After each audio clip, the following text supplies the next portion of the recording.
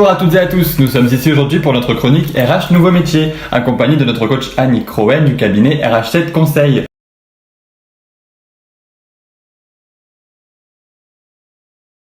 Bonjour Annick. Bonjour Valentin. On ne se rend pas forcément compte, mais les intelligences artificielles ont envahi notre quotidien. Qui sont ces personnes à l'origine de ces nouvelles technologies ? Il est vrai en fait que nous vivons maintenant avec des multitudes de formes d'intelligence artificielle. La reconnaissance faciale sur notre smartphone, les véhicules autonomes, les robots qui nous répondent sur les sites internet, tous ces concepts sont le fruit de ce qu'on appelle les ingénieurs en IA. Ces personnes ont pour but de développer chez les robots des aptitudes spécialement humaines. Vous voulez dire que ces robots seraient semblables à nous, les êtres humains ?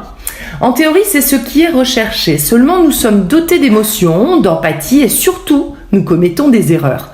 Ce qui est juste là, paradoxal à la tâche de l'ordinateur. Les ingénieurs en intelligence artificielle rendent possible pour des robots ce que l'homme ne peut pas faire lui-même. Par exemple, il peut en ce sens enregistrer plus de données qu'un cerveau humain, être plus rapide et surtout appliquer ce qui lui est demandé sans intelligence émotionnelle et donc sans erreur de jugement. Est-ce que ce métier demande une formation spécifique ?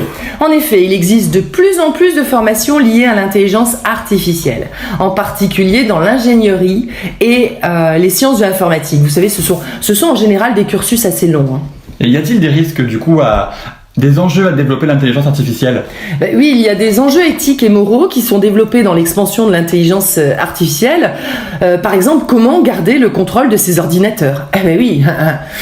Dans quelle mesure peut-on considérer que leur développement est utile ? D'autres métiers juridiques d'ailleurs ont vu le jour en parallèle afin de réguler la croissance de ces nouvelles technologies et veiller à leur bonne utilisation. Alors, une dernière info qui est quand même assez importante, le secteur recrute énormément. Alors si vous souhaitez vous lancer dans cette voie, foncez! Merci Annick pour cette intervention, à bientôt! À bientôt Valentin!